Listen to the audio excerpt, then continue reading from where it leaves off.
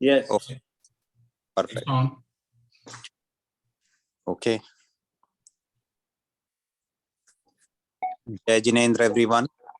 Jai Jinendra. Jai Jinendra Arand Bhaiya. Jai Jinendra.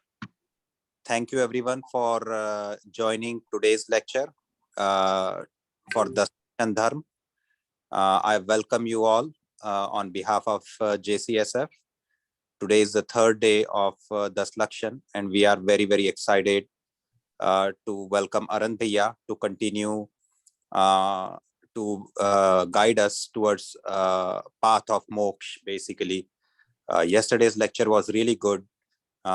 Everybody was concerned that, hey, you know, हम 10 लक्षण का के वक्त सुनते हैं, धर्म का सब करते हैं, लेकिन वो हमारे अंदर में दिखता नहीं है. लेकिन कल आपने बहुत अच्छे तरीके से समझाया कि कैसे एक एक बूंद करके वो भरेगा इवेंचुअली. तो that gives everybody a good hope. So today is third day and we are very, very excited, and without any further ado, I like Arand Bhaiya, if you want to please go ahead and get started. Thank you.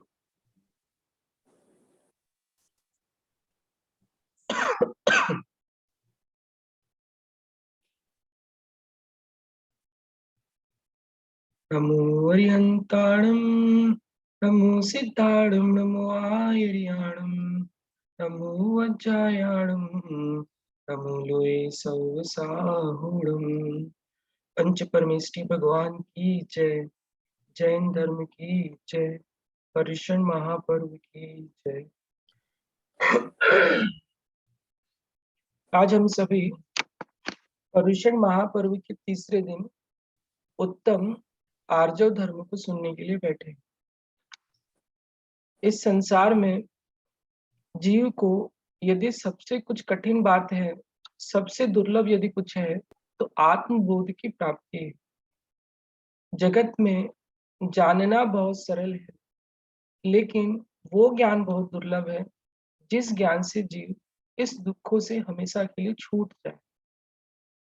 संसार का प्रत्येक प्राणी अपने जन्म से लेकर मृत्यु पर्यंत तक कुछ ना कुछ जानता ही है, कुछ ना कुछ देखता ही है, लेकिन उसकी दृष्टि हमेशा पंचेंद्रिय सुखों के लिए हुआ करती है. स्पर्शन, रसना, घ्राण, चक्षु और कर्ण, इन 5 इंद्रियों के द्वारा प्रति क्षण वो कुछ ना कुछ पाने के लिए आतुर है. उसके जीवन का एकमात्र लक्ष्य होता है कि किसी भी प्रकार से इंद्रिय सुखों को प्राप्त किया जाए. लेकिन जब जीव को आत्मबोध होता है तो वह जान जाता है कि इस संसार में इंद्रिय सुख बहुत न्यून और कुछ ही समय के लिए मिलता है.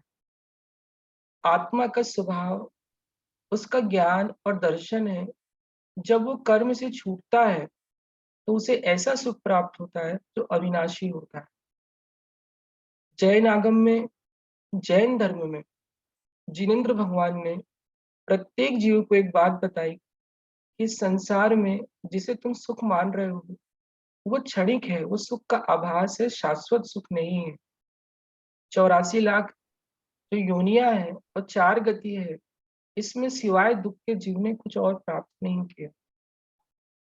जीव को जब आत्मबोध होता है, वो अपने अस्तित्व को जब पहचानता है, समझता है, तब उसे लगता है कि ये अवसर दुर्लभ है. जैसे दिन के समय में जो कौवा है वो उल्लू पर विजय प्राप्त कर लेता है. क्यों? क्योंकि दिन के समय में उल्लू को कुछ दिखता नहीं, तो कौवा भी आकर उस उल्लू को हरा देता है. मनुष्य पर यह एक अवसर है, पंचेंद्रिय शरीर मिला है. इस जीवन में जो आत्म संस्कार 10 लक्षण के माध्यम से जीव को पढ़ते हैं, उसके द्वारा इन कर्मों को, जैसे वो कौवा उल्लू को दिन पर हरा देता है, ऐसे मनुष्य पर्याय में ये जीव इन 8 प्रकार के कर्मों को दुर्लभता से प्राप्त हुए रत्नत्रय आत्मधर्म के द्वारा हरा देता है. आज का मारा हुआ एक हथौड़ा अनंत भवों के दुखों को क्षय करने वाला है, ये सोच करके जीव अपने आत्मबोध के द्वारा, अपने अस्तित्व को पहचानने के द्वारा कर्मों को हराने के प्रयास में बहुत आगे बढ़ जाता. पहले क्या किया? इसको भूलकर वर्तमान में अपने मार्ग को वो प्रशस्त करता है। एक बालक का जब जन्म होता है तो सबसे पहला प्रश्न जब वो वृद्धि को प्राप्त होता है, बड़ा होता है, तो उसके मन में आता है कि भगवान, मेरी आंखों के सामने प्रत्येक जीव भाग रहा है, कोई धन के लिए, कोई पैसे के लिए, कोई पंचेंद्रिय भोगों के लिए, लेकिन क्या ये आखिरी सत्य है क्या? क्या इतना ही संसार है कि आगे भी कुछ है? जब जीव को ये पता चलता है, भान होता है कि नहीं, जो मिटने वाला द्रव्य है, जो नष्ट होने वाला द्रव्य है, वो एक पुद्गल की पर्याय है। शरीर नष्ट होता है, लेकिन आत्मा अपने अस्तित्व के द्वारा नए नए शरीर को प्राप्त कर लेती।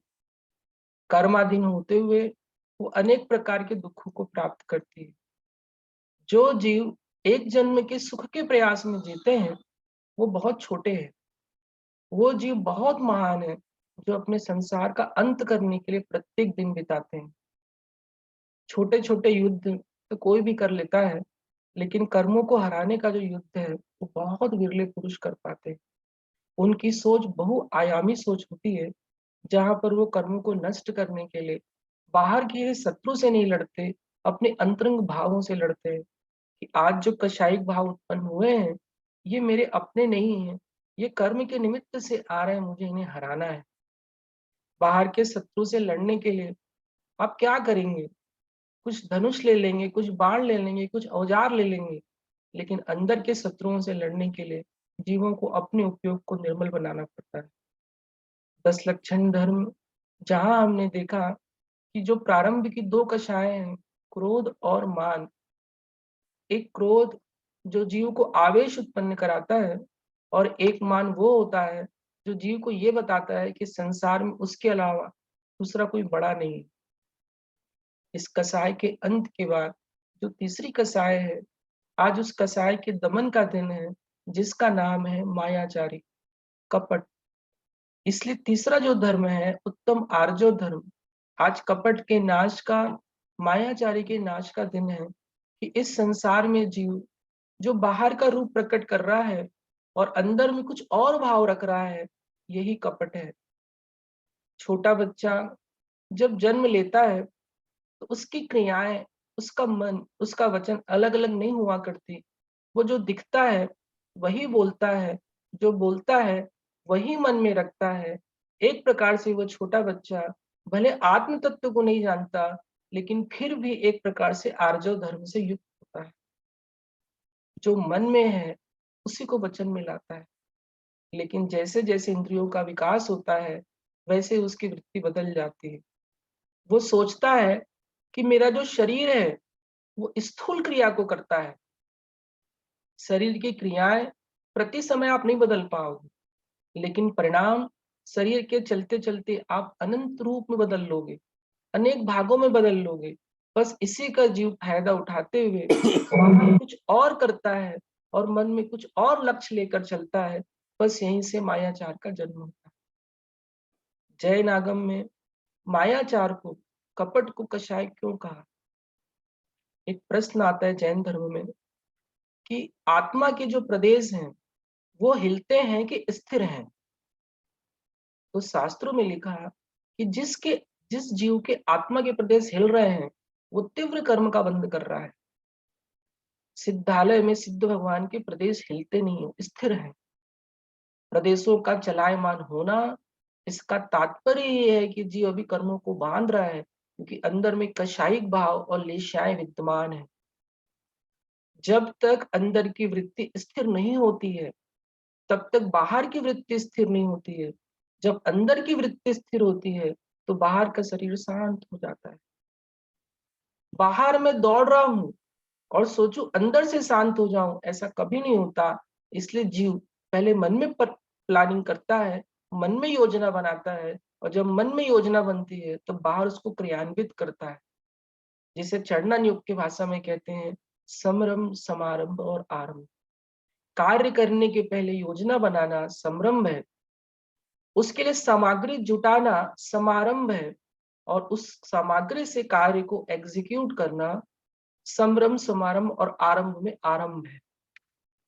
हे जीव, इस संसार में तूने जितने भी कार्य किए हैं उसमें बाहर दिखाया कुछ है और अंदर में परिणाम रखे कुछ हैं। बस यही परिणाम आर्जव धर्म के नाश का कारण है। हम क्या चाहते हैं जीवन में? जीवन में अगर सुख हुआ होता तो 84 लाख भवन में रहने वाले भगवान महावीर उस भवन को छोड़कर जंगल में कभी नहीं जाते। भीड़ में जाने वाला ये सोचता है कि भीड़ में वो सुखी हो जाएगा, लेकिन भगवान महावीर कह रहे हैं कि तू भीड़ में जा रहा है, तेरा भीड़ का दिखना ही तेरे आत्म तत्व का नाश है। तू क्यों भीड़ में दिखना चाहता है? तू भीड़ में क्यों जाना चाहता है? क्योंकि अंदर में तेरा लक्ष्य अपनी आत्मा नहीं रह करके अपने शरीर का प्रदर्शन है, अपने वाक का प्रदर्शन है, अपनी योजनाओं का प्रदर्शन है। और इसके लिए बाहर की वृत्ति को तो ठीक दिखाता है, लेकिन अंदर की वृत्ति में लक्ष्य कुछ और रखता है। मंदिर जाता है तो क्रियाएं धर्म की दिखाता है, लेकिन भीतर में इच्छा यश की करता है। इससे पता चलता है कि धर्म क्षेत्र में भी आकर तेरी क्रियाओं से तो तू वाही लूट लेगा, लेकिन अंदर के परिणामों को कर्म से कैसे छुपाएगा? यहीं पर कपट हो जाता है। और जैन आगम जैन धर्म कहेगा कि मंदिर में आकर तू जो वृत्ति दिखा रहा है, लेकिन अंदर में जो परिणाम कर रहा है वो केवली भगवान से छुपे नहीं है। ऊपर का दिखने वाला धर्म आपकी नजर में धर्म हो सकता है, चढ़ना नहीं हो। आंखों से दिखने वाली क्रियाओं को धर्म कहता है। 4 अनुयोग में धर्म की परिभाषा भिन्न भिन्न है। चरना नियोग शरीर से दिखने वाली क्रियाओं को चाक्षुष होने से धर्म कहता है। करना नियोग कहता है कि जिन क्रियाओं से शुभ कर्म का आश्रय हो वो धर्म है। और प्रथमा नियोग कहता है कि जिसका चरित्र शलाखा पुरुषों और तीर्थंकरों की क्रियाओं के अनुरूप है वो प्रथमा नियोग का धर्म है। लेकिन सबसे सूक्ष्म वो है जो द्रव्यानुयोग कहता है कि अपने आत्म परिणामों में कषायिक भाव को हटाकर अंदर केंद्रित होना और संसार की इच्छाओं को हटाकर एक जैसी वृत्ति रखना, ये द्रव्यानुयोग का धर्म है। हे भगवान, मेरे जीवन में मैं एक छोटा बालक बनने निकला हूँ। स्कूल में टीचर कहते हैं कि तू बड़ा हो रहा है, तू बड़ा हो रहा है तो अपनी वृत्ति को बड़ा जैसा रख। लेकिन जैन शास्त्र कहेगा कि नहीं, तू शरीर से भले बड़ा हो जा लेकिन अपनी वृत्ति को छोटे बच्चे जैसा रख। मन में हो सो वचन उचरिए, और जो वचन में है उसको तन से करिए। अपने मन में जो है उसी को वचन में लाओ, और जो वचन में है उसी को शरीर से दिखाओ। 3 रूप जीव को कभी प्रकट नहीं करना चाहिए। क्यों? क्योंकि ये 3 भिन्न भिन्न रूप लोक में अपयश का कारण बनते हैं, साथ में कर्म का बंध भी कराते हैं। भगवान क्या करें? जिनेंद्र देव ने माया, मिथ्यात्व और निदान ऐसे मिथ्यात्व के 3 भेद किए। माया को प्रथम नंबर पर रखा है कि जीव अपने लक्ष्य में जो क्रियाओं को कर रहा है उससे भिन्न लक्ष्य एक और वृत्ति में अंदर धारण करके रखा हुआ है जो मोक्ष मार्ग के प्रतिकूल है। विचार करने की आवश्यकता है। एक योग है, एक उपयोग है।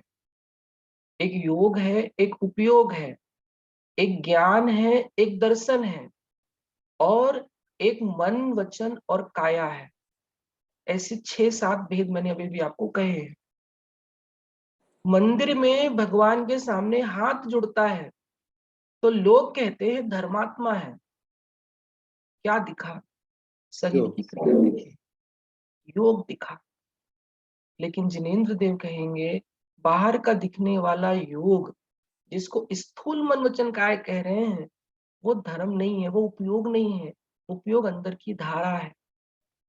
अगर बाहर की दिखने वाली क्रियाओं को आपने धर्म कह दिया तो वो अभव्य मुनि महाराज का क्या करोगे, जो दीक्षा लेने के बाद ऐसी वृत्ति को पालन करते हैं जिसकी वृत्ति को देखकर लगता है कि इनको आज ही मोक्ष हो जाएगा, लेकिन अनंत भवों तक संसार में घूमते हैं। क्यों? बाहर की दिखने वाली क्रियाएं धर्म नहीं है। बाहर की दिखने वाली क्रियाओं से लोगों को लगता तो है कि धर्म में है, लेकिन धर्म वो होता है जो भीतर की विशुद्धि होती है। बाहर दिखने वाली क्रियाएं माया के द्वारा भी की जा सकती है, कपट के द्वारा भी की जा सकती है, लेकिन भीतर का धर्म ही धर्म है। आर्जव धर्म में बहुत सूक्ष्म भेद में जब जाओगे तो आगम में दो भेद थे, आकांक्षाओं के दो भेद थे, एक निदान नाम की आकांक्षा और एक मोक्ष नाम की आकांक्षा। हे भगवान, क्या मैं बिना चाह के रह सकता हूँ? क्या बिना आकांक्षा के मेरा जीवन चल सकता है? लेकिन जैनाचार्य कहते हैं कि संसार में कुछ मत चाहो, चाहना तो राग है, चाहना राग है, राग को छोड़ो। लेकिन विज्ञान कहेगा, और जैन धर्म के प्रत्येक ग्रंथ में एक बात लिखी है कि चाहना छूटने के पहले चाहना ही होता है, और बिना चाहना के चाहना की छूट नहीं छूटती है, चाहना नहीं जाता है। कुछ नहीं करने के पहले कुछ करने का प्रारंभ होता है। हे भगवान, मैं कैसा करूं? कुछ करना है, शुभ करना है, अशुभ करना है, लेकिन भगवान कह रहे हैं शुभ राग है, अशुभ द्वेष है, दोनों संसार का कारण है। तो क्या मैं ऐसी स्थिति में आ सकता हूँ कि ना शुभ हो ना अशुभ हो और मैं शुद्ध में लीन हो जाऊं? लेकिन प्रारंभिक स्थिति में ऐसा कभी नहीं होता है। प्रारंभिक स्थिति में जब छोटा बच्चा तैराकी सीखने जाता है, तो जो तैराक उसको तैराकी सिखाता है तो अपनी उंगली उसके हाथ से पकड़ता है या उसके हाथ को अपने हाथ में लेता है और तैराकी सिखाता है। जैसे जैसे दिन दिन बीतते हैं, तो जो तैराकी सीखने छोटा बालक आया है, वो अपने तैराक से कहता है कि भैया बहुत हुआ आपकी उंगली का सहारा, अब मैं खुद तैरना सीख चुका हूँ, अब आप मुझे तैरने का आनंद लेने दो। हे भगवान, मुझे शिक्षा कब तक ग्रहण करनी है? जब तक कि मैं स्वयं शिक्षक ना बन जाऊं। मेरे भीतर में उठने वाले कषायिक भाव धर्म देशना से, भगवान की वाणी से अब समझ में आ रहा है कि त्याज्य है, छोड़ने योग्य है। उपदेश कब तक सुनूंगा भगवान? आज उतारने की प्रक्रिया में आता हूँ। आपका आलंबन कब तक लूं? जब तक कि मैं अपनी आत्मा के आलंबन में डूब न जाऊं। प्रारंभिक दिशा में भगवान ने आकांक्षाओं के दो भेद किए। एक आकांक्षा वो है जो संसार की ओर ले जाती है, एक आकांक्षा वो है जो मोक्ष की ओर ले जाती है। जब चाहना नहीं छूटता है तो सबसे पहले क्या करो? बुरी चाह को छोड़कर शुभ चाह में आओ। पंचेंद्रिय भोगों को छोड़कर पंच गुरुओं की, पंच परमेश्वरों की आराधना में आओ। इसको कहेंगे शुभ आकांक्षा। लेकिन जब निदान मंद की चर्चा आएगी तो जैन शास्त्र कहेगा कि निदान में भगवान बनने की इच्छा को निदान नहीं कहा, वहां पर पंचेंद्रिय भोगों की इच्छाओं को निदान कहा है। क्यों? क्योंकि चाहे श्वेतांबर परंपरा हो, चाहे दिगंबर परंपरा हो, जैन संस्कृति का कोई भी भेद हो, प्रत्येक साधु भगवान से एक बार जरूर कहता है कि भगवान दुख खो खम मत खो। संथारा में भी यही कहता है, भगवान दुख खो खम मत खो। भगवान मेरे दुखों का नाश हो, मेरे कर्म का क्षय हो। हे भगवान, सुगहि मरणम समाहि मरणम।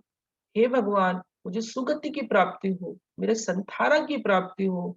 ये मुझे अवसर मिला है, हे प्रभु मेरी इस चतुर्गति का नाश हो। इस इच्छा से युक्त होकर ही देह को छोड़ता है। इसको निदान नहीं कहा, इसको कहा प्रशस्त भावना। ये मोक्ष बंद की ओर ले जाती है। प्रारंभिक स्थिति में पूर्व पूर्व भाव की भावनाएं अगले अगले भाव के लिए प्रशस्त कारण बनती है मोक्ष के लिए।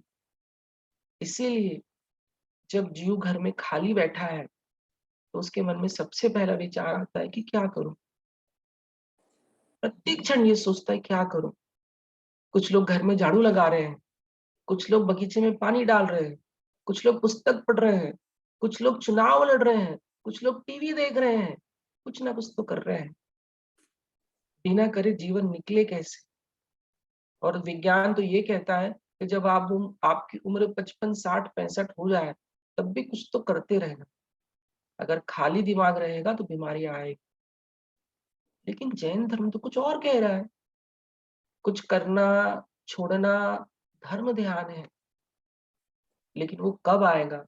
वो तब आएगा जब आपका अभ्यास इतना होगा कि खाली बैठकर भी अपने परिणामों में बुरे भाव नहीं आए। योग और उपयोग भगवान के सामने शरीर का अच्छा दिखना धर्म नहीं है, अंदर के परिणामों में शुभ वृत्ति का आना धर्म है।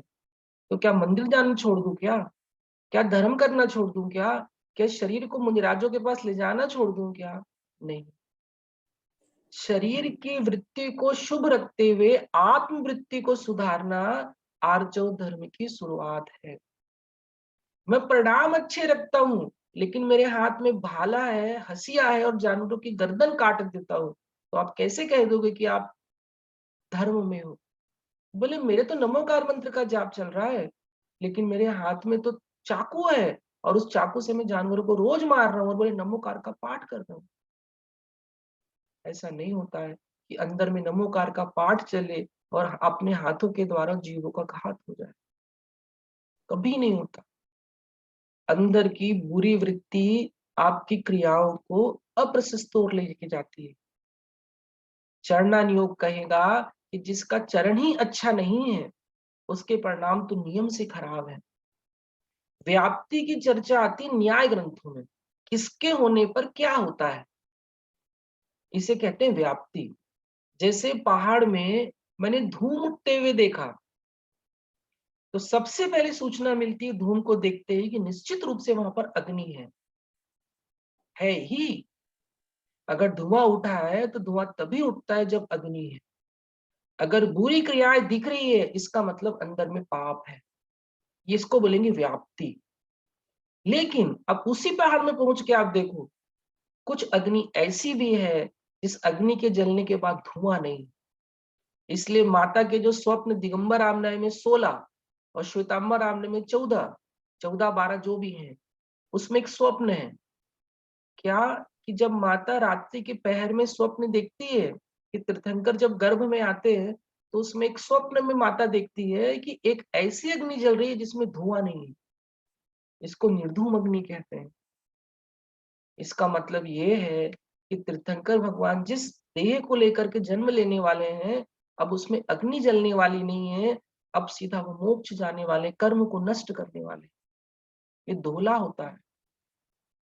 हे भगवान, इस संसार में जितनी वृत्ति योग और उपयोग की है, जितनी वृत्ति आकांक्षाओं की है, हम जितना उथला उथला जीवन को जी रहे हैं समझने के लिए, वो बहुत दूर है, ज्ञान का एक अंश भी नहीं। इतना विशाल जिनागम है, इतना विशाल जैन धर्म की व्याख्याएं हैं।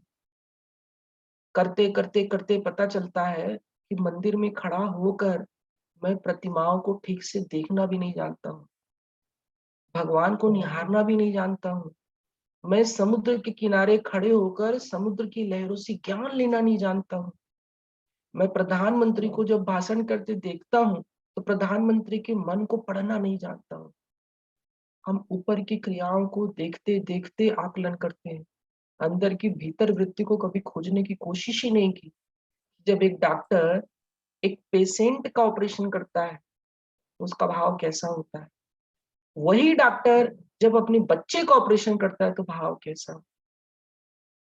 अंदर परिणामों की भिन्नता अंदर की सूक्ष्म वृत्ति है। जब जीव इसमें अभ्यस्त हो जाता है, मुझे अंदर संभाल के रखते हुए बाहर रहना है, तभी आर्जव धर्म की शुरुआत होती है। बहुत सूक्ष्म धाराएं हैं ज्ञान के तत्वों की। घर में रहते हुए, घर में क्रियाएं करते हुए उस दृष्टा की दृष्टि गृहस्थी से बहुत दूर है, बहुत दूर। जैसे सब्जी लेने बाजार गया, सब्जी वाले को 10 रुपए का नोट दिया और कुछ सब्जी झोले में ली। सब्जी लेते हुए आज उसी आदमी से 10 साल निकल गए। 11वें साल आकर के एक व्यक्ति ने पूछा कि जिससे आप सब्जी लेते हो उसका चेहरा याद है क्या? तो कहता है कभी सब्जी वाले को ध्यान से देखा ही नहीं। संसार में प्रत्येक आदमी सब्जी लेने जाता है, रोज 10-15 लोगों से मिलता है सब्जी वालों से, लेकिन एग्जैक्टली बता नहीं पाता कि सब्जी वाले का चेहरा कैसा। क्यों? उसका भाव केवल, उसका दिमाग केवल सब्जी में होता है, वेजिटेबल में होता है, क्योंकि उससे उसको मतलब होता है। एक माँ जब प्रेगनेंसी के दौर में है, जब उसका ऑपरेशन होता है, जब बच्चा बाहर आता है, उस समय सबसे पहले उस बच्चे का दर्शन करने वाला कोई होता है तो नर्स होती है। इस प्रकरण का उल्लेख जैन धर्म के कई ग्रंथों पर आता है कि जब बच्चा माँ के पेट से बाहर आया तो सबसे पहले उसने दर्शन किए नर्स के। अब वहां पर एक प्रश्न पूछा गया कि जो बच्चा नर्स के पेट से बाहर आया है, उसको लाल, पीला, नीला, हरे रंग का ज्ञान है क्या? क्यों? जब हम क्लास फर्स्ट सेकंड में पहुंचते हैं तब अपने को टीचर बताते कि ये लाल रंग है, ये हरा रंग है, ये पीला रंग है, ये इस कलर का ड्रेस है, ये उस कलर का ड्रेस है, ये लड़का है, ये लड़की है, ये भवन है। क्या छोटे बच्चे को पता होता है क्या? जो पैदा हुआ ये सब बातें होती क्या उसको पता? वो कहते हैं कि ये जो छोटा बच्चा भी धरती पर आया है ना, इसका जो ज्ञान है वो दर्शनोपयोगवत है। दर्शनोपयोग मतलब ज्ञान में आकार बनता है गेहूं का। ज्ञान में आकार बनता है गेहूं का। ज्ञान विकल्पात्मक है। ज्ञान खोजता है कैसा है, क्या है। लेकिन छोटा बच्चे का भी इंद्रिय इतनी विकास को प्राप्त नहीं हो पाई है कि वो तुलना कर सके कि अच्छा है कि बुरा है। वो केवल देखता है। इसको जैन शास्त्रों में आचार्यों ने कहा कि वो छोटा बच्चा एक महान साधु है। बहुत महान साधु है छोटा बच्चा। क्यों? क्योंकि वो छोटा बच्चा अभी नर्स में और माँ में तुलना करना नहीं जानता, केवल देखता है। यद्यपि जैन धर्म में पूर्व की कषायों का वर्णन अंदर में चलता है उस बच्चे के, वो हम नहीं जानते कैसा चलता है, लेकिन ऊपर ऊपर स्थूल जिस पर्याय में वो आया उस पर्याय के राग द्वेष से बहुत दूर है, वो बहुत दूर है। तो आचार्यों को कहा कि हे आचार्य, जब तेरी संलेखना का समय आए तो तू छोटे बालक की तरह जगत को केवल देखना। वहां पर तू अपनी जवानी के पुरुष को, अपने प्रौढ़ अवस्था के पुरुष को किसी कोने में फेंक देना। क्यों? वो काम, वो तेरे जीवन भर का आकलन करने का समय नहीं है। अगर तू उस स्थिति में नहीं आ पा रहा है बुढ़ापे में कि छोटा बच्चा बन सके, तो फिर एक ही काम करना कि अपने पंच परमेष्टि का स्मरण कर लेना। जब पंच परमेष्टि का स्मरण करना भी सरल है, लेकिन छोटा बच्चा बनना बहुत कठिन है, क्योंकि छोटा बच्चा जगत को देख रहा है, प्रतिक्रियाओं से दूर है। लेकिन आर्जव धर्म कहेगा कि छोटा बच्चा नहीं भी बन पा रहा है तो कुछ बोलना ही है, कुछ सोचना ही है, तो एक जैसी वृत्ति रख, जैसा मन में रख वैसा ही बाहर बोल, और जैसा बाहर बोल वही शरीर से क्रिया को दिखा। ये आर्जव धर्म। एक इंसान, एक व्यक्ति जिसके व्यापार में वृद्धि नहीं हो रही थी, पैसे नहीं बढ़ रहे थे, एक साधु के पास गया और साधु को उसने कहा कि भगवान, मेरे व्यापार में वृद्धि नहीं हो रही है, ग्रोथ नहीं हो रही है, मैं क्या करूं? आप कुछ ऐसा मंत्र बता दो जिससे पैसे बढ़ जाए। तो वो साधु कहता है कि कल सुबह सुबह मैं नदी के किनारे बैठूंगा, उस समय तो मेरे पास आना। अगले दिन वो व्यक्ति उस साधु के पास नदी के किनारे पहुंचता है। साधु ध्यान में है, साधु की आंख खुलती है, वो उस इंसान को कहते हैं कि यहाँ पर एक बाल्टी रखी है, नदी के किनारे बैठे हैं, यहाँ एक बाल्टी रखी है और एक मग रखा है। तो बोले भगवान, आप साधु, आपके पास बाल्टी और मग रखा हुआ, मैं क्या करूं इसका? बोले मेरा एक आदेश है, नदी से पानी निकाल, इस बाल्टी में डालते जा जब तक कि मैं मना ना करूं। वो मग हाथ में लेता है, नदी का स्वच्छ पानी बाल्टी में भरना चालू करता है। पानी भरता जाता है। जब बाल्टी भर जाती है, जब तक साधु का वचन ना प्राप्त हो कि अब रुकना है, तब तक तो पानी डालना ही है। वो बाल्टी को पानी से भरता चला जाता है। अब पानी बाल्टी के बाहर बहना चालू हो जाता है। साधु ध्यान से देख रहे हैं। अब व्यक्ति को सहन नहीं होता, तो बोल देता है भगवान, मैं किस चीज के लिए आया था और आप मेरे से क्या करा रहे हो? मैं तो ये पूछने आया था कि मेरे व्यापार में वृद्धि नहीं हो रही है, घर की तकलीफ नहीं मिट रही है, इसका उपाय बताओ। मेरे से आप बाल्टी में पानी भरवा रहे हो, जो पानी बह रहा है। तो साधु कहते मैं तुमको वही तो जवाब दे रहा हूं, और वही मैंने तुम्हें जवाब दिया है। बोले क्या जवाब दिया आपने? बोले जिस बाल्टी में आप पानी तुम भर रहे हो, उसमें पानी ठहर क्यों नहीं रहा है, पानी बाहर क्यों गिर रहा है? तो वो व्यक्ति कहता है कि भगवान, जब तक पुराना पानी निकलेगा नहीं बाल्टी से, नया पानी उसमें आएगा कैसे? पानी तो ओवरफ्लो होना ही है। तो साधु कहते हैं बस इसी को मनुष्य समझ नहीं पाता। पूर्व की धारणाएं दिमाग में इतनी भर चुकी है कि नए विचार और नए धर्म के लिए कोई स्थान ही नहीं। जब तक पुरानी धारणाएं मन से हटेगी नहीं, तब तक धर्म के नए शब्द दिमाग में जाएंगे कैसे? इसीलिए जिसको विकास को प्राप्त होना है, चाहे व्यापार का क्षेत्र हो, चाहे धर्म का क्षेत्र हो, चाहे कोई भी क्षेत्र हो, अपनी 30, 35, 40 साल की धारणाओं को अलग करो और जैन ग्रंथों से, धर्म से नई व्याख्याओं को सुनो, दिमाग के किसी कोने में बैठाओ कि ये एक मार्ग है। लेकिन वो होगा कब? जब आर्य धर्म के द्वारा आपने प्राप्त की हुई सरलता को हृदय साथ किया हो। छोटा बच्चा बने बगैर कोई बड़ा आदमी बन ही नहीं सकता। जिसके जीवन में विनय और सरलता नहीं है, वो अपने गुरुओं से कभी कुछ प्राप्त नहीं कर सकता। जो गुरुओं के पास जा रहा है और गुरुओं के पास जाते हुए अपने आप को गुरु मान रहा है, वो गुरु से कभी कुछ ले नहीं पाएगा। क्यों? वो गुरु के पास शरीर से झुकता हुआ तो दिख रहा है, लेकिन परिणामों से झुकता हुआ नहीं दिख रहा है। क्यों? उसकी वृत्ति में वो धर्मात्मा नजर आ रहा है, लेकिन भीतर की वृत्ति में कपट है। माया के परिणाम को तो अपन समझने निकले ना, तो 24 घंटे में ऐसा कोई क्षण नहीं है जहां पर हम मन में रखते कुछ है और दिखाते कुछ है। प्रत्येक जीव समझ रहा है कि मैं जो क्रिया कर रहा हूं उसके पीछे मेरा लक्ष्य कुछ और है और मैं दिखा कुछ और रहा हूं। आप एक बार विचार करो कि मंदिर में कितनी बार ऐसा विचार आया जब भगवान के ऊपर अभिषेक हुआ या कोई ग्रंथ का वाचन किया। कितने बार विचार आया कि मैं धर्म इसलिए कर रहा हूं, मुझे भगवान बनना है। और कितने बार विचार ऐसा आया कि मुझे दूसरे को व्याख्यान देना है, इसलिए पढ़ रहा हूं। बहुत सूक्ष्म वृत्ति है मन की।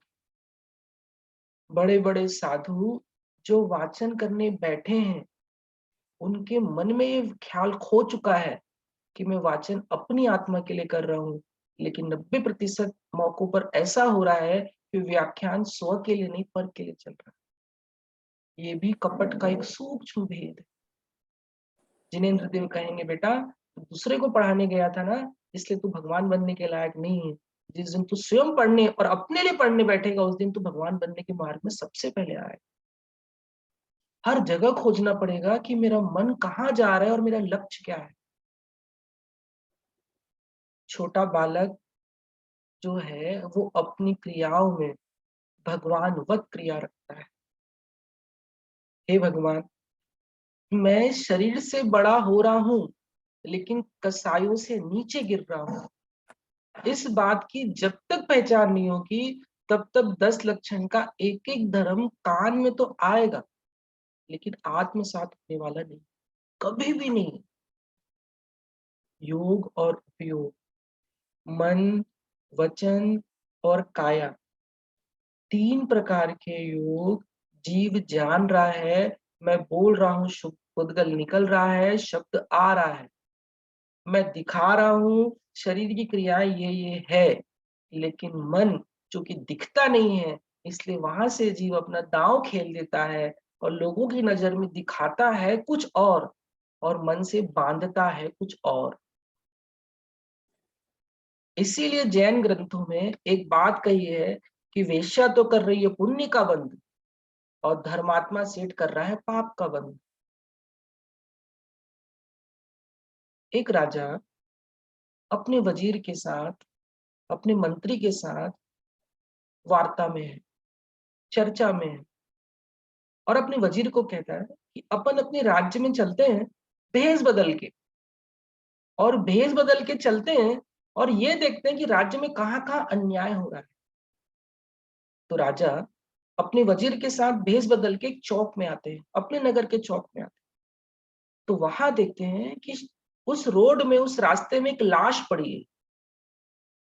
तो राजा कहता है कि ये मेरे नगर का एक चौक है और यहाँ पर एक की लाश पड़ी है और इसको कोई शमशान पहुंचाने वाला नहीं है।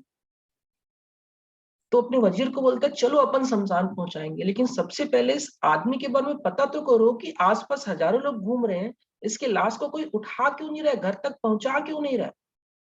तो राजा और वजीर जो भेष बदल के वहां आए हैं, एक दुकानदार से पूछते हैं कि भैया आप इसकी लाश को इसके घर तक क्यों नहीं पहुंचा रहे। तो वो आदमी कहता है राजा से, जो जानता नहीं है कि ये राजा है, उससे कहता है कि ये जो लाश है ना, आप इससे हट जाओ दूर, ये इंसान अच्छा नहीं था, बहुत बुरा इंसान, इसलिए हम लोग इसको छुएंगे भी नहीं।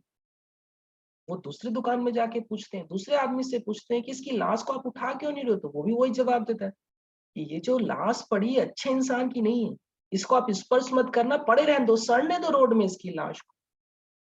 तो राजा बोलता है कि यार ऐसा क्यों बोल रहे हैं लोग, लेकिन अब तो मर गया ना, मरने के बाद तो लोगों के पाप माफ हो जाते हैं ना। अगर कोई कितना भी बुरा काम कर ले, शमशान में तो यही बोलते हैं ना कि ये स्वर्ग गए हैं, इनकी अच्छी गति हुई, यही तो अपन बोलते हैं। तो अगर कोई आदमी मरा हुआ पड़ा हुआ है तो घर तक तो लाश पहुंचा सकते हैं ना। तो अपने वजीर से कहता है कि कोई बात नहीं, अपन इनके घर का पता करते हैं, अपन लाश को लेके चलते हैं। तो उसकी लाश को राजा, जो कि भेष बदला हुआ है अपने वजीर के साथ, वो भी भेष बदला हुआ है, उसकी लाश को उठा उसके घर तक लेके चलते। जैसे दरवाजा नॉक करते, उसकी पत्नी बाहर आती। तो पत्नी अपने पति की लाश को देख करके रोने लग जाती। तो जो राजा, जो भेष बदला हुआ दूसरे रूप में है, उसकी पत्नी से कहता है कि ये आपके पति हैं, आपके पति की लाश रोड में पड़ी थी, कोई उठाने वाला नहीं था। क्या ये बहुत बुरा इंसान था? क्योंकि जहां जहां पूछ रहे हैं पता चल रहा है कि बहुत बुरा इंसान था। तो उसकी पत्नी एक लाइन बोलती है, वो आर्जव धर्म का सार है। उसकी पत्नी कहती है कि लोग गलत बोलते हैं कि मेरा पति खराब था, मेरा पति जैसा धर्मात्मा तो जगत में दूसरा नहीं था, दूसरा आदमी धर्मात्मा नहीं था। लेकिन इनकी गति इसलिए बुरी हो गई क्योंकि मैंने इनको पहले ही कहा था कि जो तुम दिखा रहे हो वो जगत में धर्म नहीं कहलाता, तुम अंदर के धर्म को खोज रहे हो और अंदर का धर्म तुम्हारा अच्छा है, मैं जानती हूं अच्छा है, लेकिन बाहर की वृत्ति खराब है, इसलिए तुमको जगत में कोई नहीं पूछने वाला है। तो राजा बोलते हैं कि तुम्हें समझ में ही नहीं आई बात। आप बोलते अंदर से धर्मात्मा था, लोग कह रहे हैं कि बुरा आदमी था, कैसे हो सकता है। तो उसकी पत्नी कहती है कि मेरे जो पति थे रोज शराब की दुकान में जाते थे, वहां से शराब की बोतलें खरीदते थे और शराब की बोतलों को घर लाते थे, लेकिन शराब को पीते नहीं थे बल्कि नाली में बहा देते थे। तो मैं उनको बोलती थी कि तुम शराब की बोतल लेके आते हो, लेकिन खरीदते हो, लेकिन घर में नाली में बहाते हो, पीते नहीं हो। तो मेरे पति एक ही जवाब देते थे कि मैं शराब की बोतल इसलिए खरीदता हूँ ताकि किसी आदमी के मुख में ना जाए, उतने आदमी पाप से बच जाए, इसलिए मैं शराब को खरीद के लाता था, नाली में बहा देता था। उसी रात्रि में रोज वो नर्तकी के घर जाते थे और नर्तकी के घर जाते थे, लोग उनको नर्तकी के घर जाते देखते थे। तो मैं उनको कहती थी कि तुम बाहर से जो काम कर रहे हो अच्छा नहीं है, तुम्हारी दुर्गति हो जाएगी।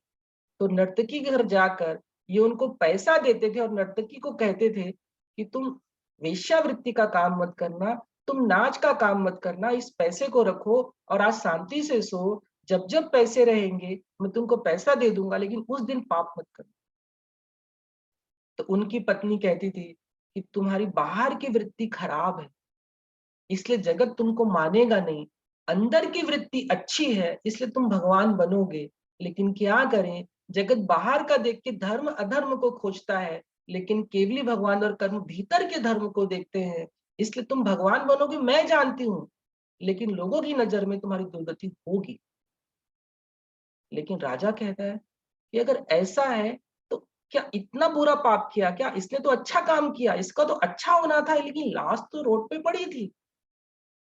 तो उसकी पत्नी कहती है कि मेरे पति ने एक बात कही थी कि जिस दिन मेरा जनाजा निकलेगा, जिस दिन मैं मरूंगा, देख लेना वो दिन होगा। मैं जानता हूं कि धर्म का फल पूरा नहीं होता, कि मैं अंदर से धर्मात्मा था, मेरे जनाजा को इस देश का राजा ही उठाएगा। जैसे ही ये बात पत्नी कहती है, तो भेष बदला हुआ जो राजा, उसकी आंख में आंसू आ जाता है कि तुम सही कह रहे हो, मैं ही इस देश का राजा हूँ। इसके अंदर का परिणाम अच्छा था, इसलिए भगवान ने मुझे भेष बदलवा के रोड में भेजा और मैं ही लाश को लेके आया हूँ। चिंता मत करो, कल के दिन राजकीय सम्मान के साथ इसकी विदाई हो। अंदर का धर्म भविष्य का भगवान बनाएगा ही बनाएगा, ये निश्चित समझना चाहिए। हम क्या सोचते हैं कि भगवान अंदर पाप कर ले, पाप कर ले, बाहर अच्छा दिखा दे, नहीं मिलेगा फल, कभी नहीं मिलेगा फल। जो लोग मंदिरों में जाते हैं, जो लोग अभिषेक करते हैं, जो लोग ग्रंथ पढ़ते हैं, जो लोग गुरु की सेवा में हैं, एक क्षण भी उनके चरण छूते समय अगर ये विचार आ गया कि भगवान मैं भी इस मार्ग में एक दिन बढ़ूंगा, एक दिन अपनी आत्मा का अवलोकन करूंगा, एक दिन भगवान बनूंगा, वो जो परिणाम आया है, समझ लेना उसी धर्म आर्जो धर्म आ गया है। क्यों? आपने चरणों को छूते हुए मन में जो बोला है, मन में जो सोचा है, उसमें अंतर नहीं है, उसमें एकता है, और यही एकता आर्जो धर्म है। जीवन में जितनी क्रियाएं बाहर दिख रही है, वो क्रियाओं का जो फल है वो बहुत न्यून है, और प्रति क्षण जो उठने वाला परिणाम है वो प्रति समय कर्म को बांधने वाला है। अंदर संभलो, अंदर संभलो, इतना संभलो कि बाहर की क्रियाएं खराब ही ना हो, और बाहर अगर दुर्जनों के साथ भी बैठे हो तो धर्मात्मा बन के बैठो। कहाँ कहाँ कपट है, कहाँ कहाँ कपट है। दुकान करते हैं, अगर अनाज की दुकान है, दिखाते अनाज कुछ है और अंदर जाकर के उस सामान को बदल करके दूसरा दे देते, ठग देते। कुछ लोग तो दुकानों में कपट करते हैं, दुकानदार बनकर कपट करते हैं। कुछ लोग साधु के भेष में कपट करते हैं, कुछ लोग नगर सेठ बनकर कपट करते हैं, कुछ लोग पुजारी बनकर कपट करते हैं, कुछ लोग समाज में साहूकार बनकर कपट करते हैं, कुछ लोग शास्त्र वाचन में कपट करते हैं। कहाँ कपट नहीं है। ये जो कपट है ये केवली भगवान से और कर्म से नहीं छुपा है। ऊपर की वाहवाही कुछ साल ले सकते हैं अपन, लेकिन जब इस कर्म का उदय आएगा ना, तो आपका पूरा की पूरी बाहर की वृत्ति पाप को ले जाएगी, आप अधोगति में ले जाएगी। रास्ते पर एक बूढ़ी माँ चल रही है, हाथ में पोटली है, थकी हुई है। उतने में घुड़सवार वहां से निकलता है, तो वो बूढ़ी माँ कहती है कि भैया मैं थक गई हूँ, मेरी पोटली का वजन ज्यादा है, आप इस पोटली को अपने घोड़े पे रख लो, थोड़ी दूर जब मैं पहुंचूंगी तो आपसे ले लूंगी, आप तो घोड़े पर है। घुड़सवार अपने मन में सोचता है, ये बूढ़ी माँ मुझे परेशान कर रही है, मैं क्यों इसका उठाऊं वजन। तो चिल्ला कर धुतकार कर कहता है कि तुम्हारी पोटली को रख करके मैं तुम्हारा वजन क्यों उठाऊं, तुम ही सहो उसे। और घुड़सवार आगे निकल रहा। बूढ़ी माँ धीरे धीरे आगे चलती है, लेकिन थोड़े दूर बाद उस घुड़सवार के मन में विचार आता है, क्या पता उस पोटली में धन होगा, क्या पता जेवर होंगे, चलो अपन अपने घोड़े में रख लेते हैं, और घोड़े में रख करके अपन भाग जाएंगे। इस बूढ़ी माँ को क्या पता मैं कहाँ चला गया, धन तो अपना हो जाए। वापिस पीछे आता है और बूढ़ी माँ को कहता है कि माँ आप अपनी पोटली दे दो, चलो मैं ही रख लेता हूँ, आपको आगे दे दूंगा। तो बूढ़ी माँ एक लाइन कहती, बोले मैं पोटली आपको नहीं दे सकती है। तो वो घुड़सवार एक बात कहता है कि क्या किसी ने कुछ मेरे बारे में कह दिया है क्या, जो आप मना कर रही हो। तो वो एक बहुत अच्छी लाइन बोलती है बूढ़ी माँ, आपने क्या कहा कि मुझे किसी ने कुछ मेरे बारे में कह दिया है क्या। बोले हाँ, थोड़ी दूर बाद आपके मन ने आपको जो कहा ना, उसी मन ने मुझे आके बता दिया है कि आपके मन में क्या है, इसलिए मैं पोटली नहीं दूंगी। शरीर की क्रियाएं जब बदलती है तो हल्के से परिणामों का दर्शन भी करा देती। इसीलिए जैन शास्त्र में जब किसी की संगति करने के लिए लिखा है, तो उसमें लिखा है कि उसके बाकी अंगों को मत देखना, केवल आंख की पुतली और पलकों के झपकने को देखें। आंख से बड़ा दर्पण, आंख से बड़ा शिक्षक और आंख से बड़ा अंदर के परिणामों को बताने वाला द्रव्य नहीं। वैरागी जीव की आंखें अलग झपकती है, कषाई जीव की आंखें अलग झपकती है, कपट से युक्त जीव की पलकें अलग दिखती है और रोते हुए जीव की पलकें अलग दिखती है। किसी के दर्शन करना हो आत्म परिणामों के, शरीर को मत देखना, पहले आंखों को देखना। आंखों की जिसने पहचान कर ली, समझ लो उसने अंदर के परिणामों को देख लिया। बाहर की क्रियाओं को देख करके धर्मात्मा कहने वाले गली गली में हैं, लेकिन भीतर की वृत्ति को जानकर उसके परिणामों को तौलने वाले साधु महान पुरुष होते हैं। इसलिए जैन धर्म में जो मना पर्याय ज्ञानी साधु होते हैं, वो साधु पहले ही देख लेते हैं कि जो आ रहा है उसके मन में क्या चल रहा है, तब उससे बात करते हैं। कोई जीव आया, मुनिराज से कहा कि मुनिराज मुझे भगवान बनना है, तो वो मुनिराज उसी समय बोल देते हैं कि भैया आपके मन में भगवान बनने की इच्छा से तुम नहीं आए हो, तुम किसी और लक्ष्य से आए हो। और जैसे उसे पता चलता है कि मुनिराज तो पहले ही जान चुके मेरे मन में क्या है और मैं कुछ और उद्देश्य से यहाँ झुक रहा हूँ, तो फिर पता चलता है कि मैं कसाय से युक्त होके आया था। मुनिराज तो महान है जो अंदर के परिणामों को जान लेते हैं। आंखों में जब आंसू आते हैं तो दो कारणों से आते हैं। एक आंसू आते हैं भोग ना मिलने पर, एक आंसू आते हैं भोग के छूटने पर, एक आंसू आते हैं पंचेंद्रिय भोगों के अभाव होने पर। ये अप्रशस्त आंसू है कि भगवान भोगो भोग चला गया, भोगो भोग नहीं मिल रहा है।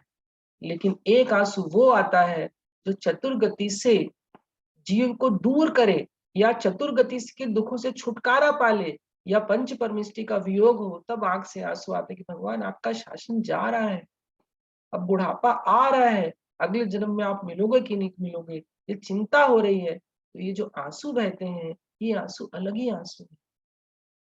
इस आंसू में अगले अगले भवों की तैयारी है। वो जो आत्म परिणाम अंदर में चल रहे हैं, वो आत्म परिणाम आपको आगे का रास्ता देंगे, क्योंकि पूर्व भाव का राग है। आदि पुराण में आदिनाथ जी का पुराण है, उसकी प्रस्तावना की एक बात याद आ गई। छत में जयसेन और सुलोचना खड़े हैं, छत में घूम रहे हैं। उतने ही समय में आकाश से विद्याधर और उसका जोड़ा यानी उसकी पत्नी आकाश मार्ग से जा रहे हैं। तो जयसेन और सुलोचना जैसे आकाश की तरफ देखते हैं, किसकी तरफ? विद्याधर और उसकी पत्नी की तरफ। तो दोनों के मुख से एक शब्द निकलता है, ओह। ओह शब्द निकलता है, ओह मेरे प्रियतम, ये शब्द निकलता है और दोनों बेहोश हो जाते हैं। तो वहां पर आचार्य से प्रश्न पूछा गया कि विद्याधर ऊपर से जा रहा है, उसकी पत्नी जा रही है और नीचे छत में खड़े हुए दो पुरुष उनको दो देखकर बोलते हैं ओह मेरी प्रियतम, और बेहोश हो जाते हैं, ये क्या है? तो वहां पर आचार्य समझाते हैं कि पूर्व भाव में ये इनके प्रेमी प्रेमिका थे और वो संस्कार उनकी आज तक आए हैं। तो जैसे ही उन्होंने उसको देखा तो उसकी याद में ये बेहोश हो गए। यही कथा मिलती है रामचंद्र जी के लिए। जब लक्ष्मण खत्म होते हैं तो रामचंद्र जी 6 महीने तक लक्ष्मण की लाश को लेकर के घूमते हैं, राग के कारण। तो उसका उदाहरण देकर शास्त्रों में समझाया कि जैसे राग के कारण आगे की वृत्ति इतनी दूर दूर तक जाती है, ऐसे ही तू जैन धर्म में पंच गुरुओं की भक्ति कर, जैन धर्म में आगम का अभ्यास कर। ये अभ्यास अगले भवों में नियम से तुझे संस्कार बच जाएगा, जैसे राग जाता है, और इसी संस्कार के बल पर तू आगे भगवान बन। आप निश्चित मान के चलिए, आप जितने लोग भी यहाँ बैठे हुए हैं ना, कई भवों का पुण्य है, आप निश्चित मानिए। इस पंचम काल में जहाँ एक देश दूसरे देश के ऊपर एटम बम, परमाणु बम की रोज धमकी देता हो, जहाँ एक देश की सीमा दूसरे देश की सीमा से लोग लड़ रहे हो, जहाँ दिन भर जानवरों को मार के काट के खाया जा रहा हो, वहां पर अपन कितने सौभाग्यशाली जीव हैं, जहां पर अपने को ये नहीं पता कि अगला दिन हम जीवित रहेंगे कि नहीं रहेंगे, कब शरीर रुक जाए, खत्म हो जाए, लेकिन आखिरी पलों में भी अपन जिनेंद्र भगवान की वाणी को सुनने के लिए बैठे हैं, इस उम्मीद में कि यही वाणी एक दिन हमको भगवान बनाएगी। आप सोचो कितने परम सौभाग्यशाली हैं हम लोग। यही बोधि की प्राप्ति है।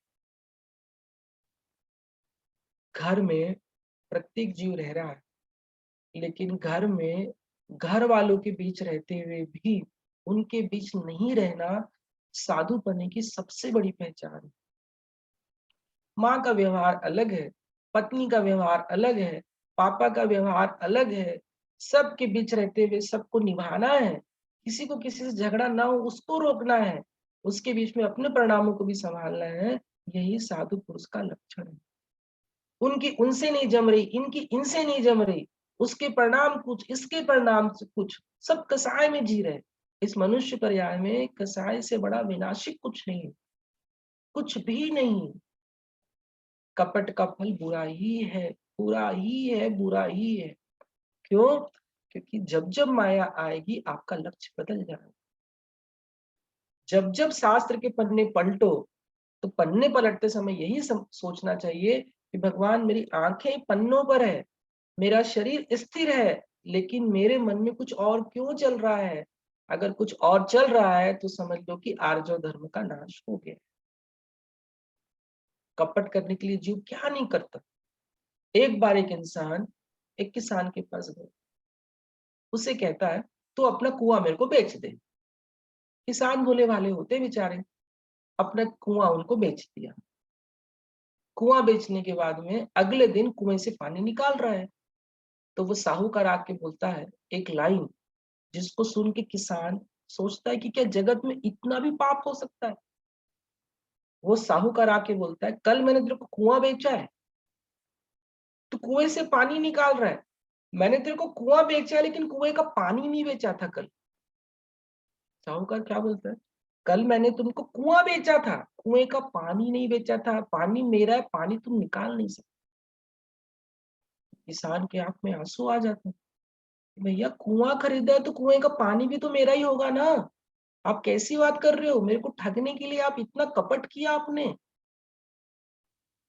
अब वो किसान आंख में आंसू करे क्या? साहूकार से कैसे झगड़ा करे? अकबर बिरबल की जो छोटी कहानियां होती है ना, उसका एक दृष्टांत है।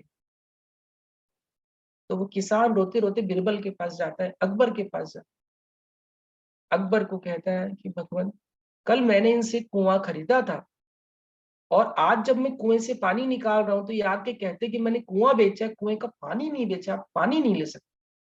और मैं गरीब आदमी हूँ, मेरे को खेती करनी है, सिंचाई करनी है, कुआं मेरा है लेकिन पानी मेरा नहीं, कैसे हो सकता है? बीरबल तुरंत समझ जाते हैं कि कपट है, धूर्तता है, इसको सबक सिखाना चाहिए। तो बीरबल उस साहूकार को बोलते हैं कि आपने बिल्कुल सही कहा कि आपने कुआं बेचा है, कुएं का पानी नहीं बेचा, लेकिन आप एक बात भूल गए। एक कुआं में जो पानी है ना, पानी आपका हम मानते हैं, लेकिन पानी रखा कहाँ है? इनके कुएं में रखा है। अब आप एक काम करो, या तो अपना पानी आप लेके चले जाओ, नहीं तो हर महीने इनके कुएं में जो पानी रखे उसका किराया दो। क्या कहा बीरबल ने कि जो कुएं में पानी रखा है आप अपने पानी को इनको कुएं से लेके चले जाओ, और नहीं तो हर महीने इस पानी का किराया दो। अब कपट करने वाले को जो पानी का लाभ होने वाला था, उल्टा किराया देना है। हम कपट करते समय ये दृष्टांत मैंने इसलिए दिया कि हम तत्काल लाभ के चक्कर में कई भवों का नुकसान कर लेते हैं। आज फल नहीं दिख रहा है, लेकिन जब फल उदय में आएगा ना, यहाँ तो बिरबल ने फल दिया, वहां कर्म फल देगा। जिस जिस क्षण भगवान के ऊपर अभिषेक करने के लिए, जिस जिस क्षण ग्रंथ पढ़ने के लिए, जिस जिस क्षण साधु को गोचरी कराते समय आपके परिणाम स्वार्थ के लोभ के हो गए, आप समझ लेना कि आपने अपने करोड़ों के सौदों को 2 रुपए में खर्च कर दिया। आपको अरबों का फायदा होने वाला था, लेकिन कपट करके आपने थोड़े में नष्ट कर दिया। जीवन बहुत दुर्लभ है जीवन। एक एक क्षण के आत्म परिणाम दिन भर बदल रहे हैं। जीव को ये भान ही नहीं है कि जिसके लिए वो कपट कर रहा है उसका अंत शमशान में जाकर के होना है। आर्जो धर्म का दिन है। अपन प्रतिदिन एक एक कषाय को सुन रहे हैं, लेकिन ठहरती नहीं है। तो ठहरने के लिए क्या करें? तो बस एक ही काम करना है कि जितना जितना हम सुनते हैं, जितना जितना हम प्राप्त करते हैं देशना के द्वारा, उसकी जो जो मुख्य मुख्य बातें होती है, उसका चिंतन करना चालू करें। जैसी संगति वैसी मति वैसी अग्रिम गति, ये सूत्र आता है। जब तक पंच परमेष्टि का सानिध्य बना रहता है, तब तब लगता है कि निश्चय ने से तो मैं परमेष्टि हूँ, व्यवहार ने से अभी देह में संसारी जीव में हूँ, लेकिन मेरा लक्ष्य तो कुछ और है। ये भान तभी तक होगा जब तक आप धर्म के शरण में धर्मात्माओं को, गुरुओं को, जिनवाणी माता को सुनते रहे। ये तो बहुत अच्छी बात है भारत देश में। मतलब इंडिया में एक बात बोली जाती है कि ट्रेडिशन के द्वारा, त्योहारों के द्वारा लोग अपने परिजनों को याद कर लेते हैं। रक्षाबंधन आया, बहन की याद कर लिए। फादर्स डे आया, पिता को याद कर लिए। महात्मा गांधी का डे आया, महात्मा गांधी को याद कर लिए। ये दिन क्यों आते हैं? क्योंकि आदमी का मन खराब है, वो तुरंत चीजों को भूलता है। ये तो किस्मत अच्छी, बहुत अपनी प्रबल है कि अपनी पूर्व की परंपराओं में 10 लक्षण महापर्व बार बार याद दिलाने के लिए साल में एक बार आ जाता है कि भैया, जो तू साल भर से जी रहा है ना, वो तेरा धर्म नहीं है, वो तो जीवन जीने का साधन मात्र है। ये 10 धर्म जो है, ये है धर्म जो तेरे को अविनाशी बनाएंगे। आप एक सिद्धांत की बात आपको बोलता हूँ, फिर विषय पूरा करते हैं। अगर आत्मा नहीं निकली तो क्या होगा, और आत्मा निकली तो क्या होगा? ये दो चीज पर विचार करना पड़ेगा। आत्मा नहीं निकली तो क्या होगा, और आत्मा निकली तो क्या होगा? अगर आत्मा नहीं निकली, नहीं निकली मैं क्यों बोल रहा हूं कि विज्ञान आत्मा को मानता ही नहीं है, लेकिन जिनेंद्र देव, जैन धर्म आत्मा को स्वीकार करते कि आत्मा है, वो घूम रही है, वो चतुर्गति में सुख दुख को प्राप्त कर रही है, उसका परिभ्रमण चल रहा है, इसको मानता है। अगर आत्मा नहीं निकली तो फिर समय क्यों खराब करना? नदी में कूदो और जान दे के खत्म करो चक्कर को। कहाँ इन कषाइयों के बीच में जीवन को बिताना? लेकिन अगर आत्मा निकली, चतुर्गति निकला, अगर इस सारी योनियां, गाय की, जानवरों की, पशु पक्षी की योनियां अगर सही है, इनके अंदर भी आत्मा है और ये मोक्ष का मार्ग भी सत्य है, तो निश्चित मानो कि ये जो दिन बीत रहे हैं, जिसमें हम धर्म को सुन रहे हैं, किसी ना किसी भाव में यही भगवान बनाएंगे। क्यों? क्योंकि भगवान की एक एक बात सत्य है। इसीलिए एक एक क्रम में एक एक कसाय का नाश करना है। आज हमने उत्तम आर्जो धर्म को सुना, उत्तम आर्जो धर्म हमारे जीवन में उतरे। इसी भावना के साथ भगवान महावीर स्वामी की जय।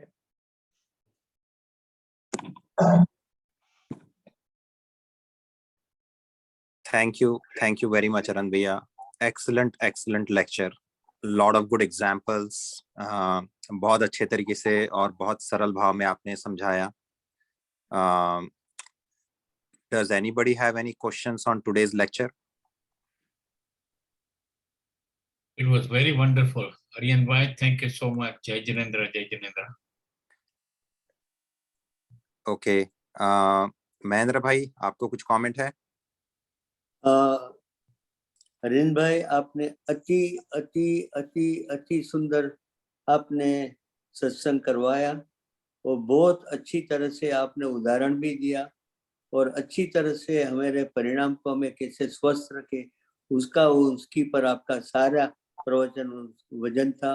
इसलिए मैं आपका बहुत बहुत धन्यवाद मानता हूँ, बहुत बहुत धन्यवाद मानता हूँ। जे स्वरूप समझा बिना पाम्यो दुख अनंत, समझाव्यो ते पद नमो श्री सदगुरु भगवन। परम पुरुष प्रभु सदगुरु, परम ज्ञान सुखधाम, जेणे आप्यु बान निज तेने सदा प्रणाम। देह छता जे निदशा, वरते देहातीत, તે જ્ઞાનીના ચરણમાં હો વંદન અગ્નિ. બોલો બોલો શ્રી જૈન ધર્મ की Jai Ho. Jai Ho. Thank you. Thank you very Thank you much. again, everyone. Thank you, Thank Arang. you. Bhaiya. Thank you so much. जय Jinendra. Thank you, Bhaiya. Jai Jinendra, Jai Jinendra. Tomorrow. Thank you, Jai Jai. Jai Jai Jinendra. Thank you. Jai Jinendra. Jai Jinendra.